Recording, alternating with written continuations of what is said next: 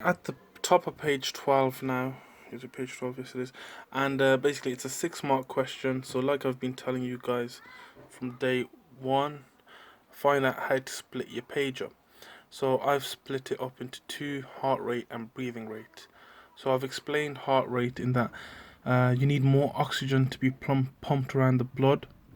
And to do that, you need more blood to be pumped around the blood. You need more blood to be pumped around the body. And in order to do this, you're going to need a higher heart rate.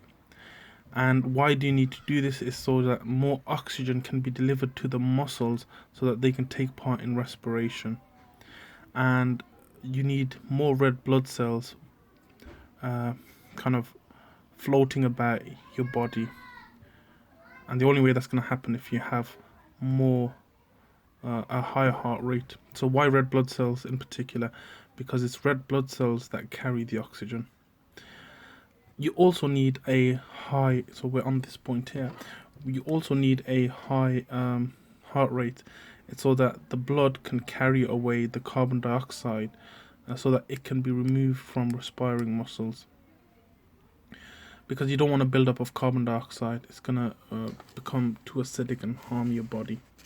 Now, if you look at breathing rate, why are we increasing our breathing rate? So that we can get more oxygens into the red blood cells. Remember, it's the red blood cells that carry the oxygen. We also want to increase our breathing rate so that we're removing the carbon dioxide that's being made by the respiring cells. And then I've kind of written a bit about why oxygen is needed, which is the same thing that we've written over here. Oxygen is needed so that we can produce more energy in aerobic respiration. And the equation for aerobic respiration is glucose plus oxygen makes carbon dioxide plus water. So splitting the page in an appropriate way is always going to help you. Now here the question is anaerobic respiration. So what's produced? The product of anaerobic respiration is lactic acid. Okay, so I've now gone on to explain the difference between the two. So aerobic respiration is when you've got plenty of oxygen. So the equation is going to be glucose plus oxygen makes carbon dioxide plus water, and it's going to produce a lot of energy. In contrast, anaerobic respiration, you're not going to get a lot of energy because it's not an efficient process. So it's when you have glucose and it's producing, notice the missing oxygen because you don't have enough oxygen. So it's glucose making lactic acid. Now, if you have a buildup of lactic acid, you're going to get a stitch and you're not going to be able to carry on exercising. So in order to get rid of this stitch, you're going to have to take part in a process called EPOC, which is excess post-exercise oxygen consumption or something like that. You guys can check out the full meaning of EPOC. But basically EPOC means that you need to breathe in a lot more oxygen so that you can break down the lactic acid into carbon dioxide plus water, which is what we explained over here. So you need these will increase for that reason, so you're getting more oxygen. And if you happen to have gone into anaerobic respiration, then you definitely need this EPOC. Okay, so next what we've got is this equation here that you need to know. Cardiac output is equal to the stroke volume times the heart rate. Okay, so you can pause the video or just keep watching, whatever. But here it is. This is the digestive system, and we're going to go through every single bit of this together. Okay, so let's start at the mouth. Right, what's the job of the mouth? You've got a few jobs. Number one is the teeth break down the food. Why do you want to do that? Number one, so you don't choke on the food as it goes down. But number two is so that there's smaller pieces of food, because this is going to increase your surface area, so it's going to be easier to digest. Right.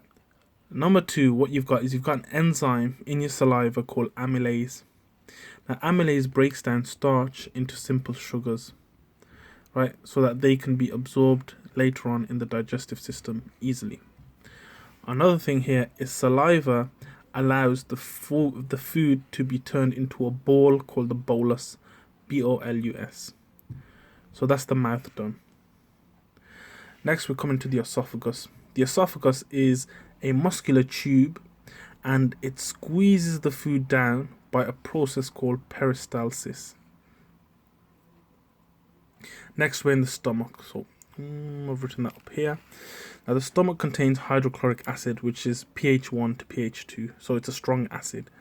Now, its job is to kill pathogens. It can also help in the breakdown of food because it is an acid. Now, there's a group of enzymes called proteases, right? Within that family of proteases, there's an enzyme called pepsin. And proteases and pepsins, what they do is they break down protein into amino acids.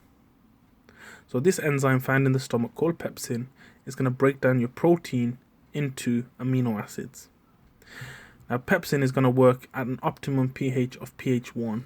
Now, this exam doesn't go into it too much, so I'm not going to go into it too much either, but we'll cover that probably in another exam. Okay. So that's the job of the stomach. So we've done the mouth, esophagus, stomach. Now, remember what time this is at, because you're going to need to go back to it. So it's 6 minutes and 4 seconds. Remember that, just before. Now, then what we've got is we're going to do this in order. So we've got the pancreas, right? Now, the pancreas releases digestive enzymes into the small intestine, okay? So once your food goes out there, it's going to go into your small intestine. And the pancreas will also release some digestive enzymes. Now, in B1, you learnt about its job in terms of insulin and blood glucose regulation, but now you're learning its other job, which is digestion. So it's going to release digestive enzymes into the small intestine. So what does the small intestine do?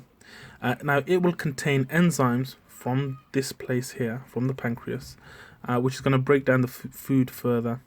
And also it contains villi, which have a large surface area, a good blood supply, and it's going to absorb the nutrients. So that's the job, the main job of the small intestine. It's really to absorb the nutrients that are broken down. Right, then the large intestine, the job of the large intestine is to absorb water. So you're left with some beautiful, beautiful poo, scientific word, feces. And that's the anus, where the feces comes out from. Above that is the rectum, where it's stored temporarily until it comes out. Now, next we've got the liver. Okay, the final bit I'm going to cover is the liver. Now, once the nutrients are absorbed in the small intestine, which is this bit here, then what happens is it's going to get carried to the liver. Now, the liver has one of two jobs. Well, it has one main job. It makes things. Okay, with the stuff that's been broken down, it makes things. Now, it makes them in one or two ways. Number one is it can build up the new molecules. So it can, like building blocks, make new molecules by building them up even further. Or it can take whatever it's got and break them down even further. So it's the job of this bit here of the liver is that it's going to make new things. The other thing that it does is that it releases bile into the small intestine as well, and bile basically helps the digestion of fat. So the pancreas is B here. The pancreas is this beautiful leaf-shaped thing here. Amazing. It's amazing. The human body is absolutely amazing. Okay. So let's get the focus in. So it says describe the function of the small intestine. I've already said that. Just to say it again, number one, it'll contain enzymes which will break down the food further, and finally, the main aim of it is to absorb the nutrients that have been broken down in the small intestine and take it into the blood supply. Okay, so pause this video, go on to the next question, see how you do. Okay, so this whisking tube experiment, it doesn't work very well in real life, I found anyway. But anyway, let's talk about what it's representing. You see, this water here is representing the blood. The whisking tubing is representing the small intestine. Now remember, we already said that the small intestine job is to break things down and then absorb it into the blood. Make sure that it gets absorbed into the blood, where it gets carried away to the liver and the liver processes it. Now, the point of this bit here is that you've got starch and you've got amylase at the beginning. Now, right at the beginning, starch is too big. It cannot cross into the water. So what the amylase does is it breaks down the starch. So if you look here, the amylase ends up breaking down the starch into sugars, these little dots here.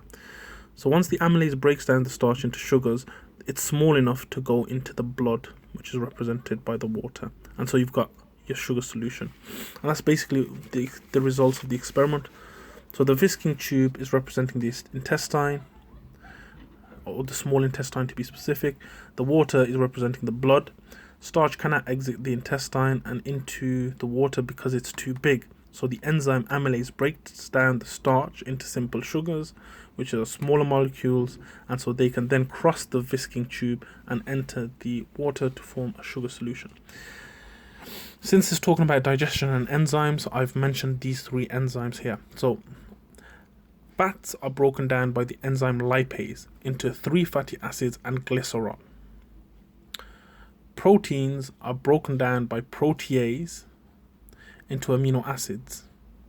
Now we've already seen an example of protease, which was pepsin, found in the stomach. Starch is broken down by amylase into simple sugars, and that's what this one is showing here. And amylase is found in the saliva, which is what we looked at the previous digestive system section. Remember when I said to you, look back at the video? So it started about 5 minutes 40 maybe. Look back, and I've split this question into 3 sections. One for the mouth, one for the esophagus, one for the stomach. It's a 6-mark question. You want to split it as well as you can, and remember to write in full sentences. Look back at the video at 5 minutes, whatever, and see if you got it right and see how much information you got from that.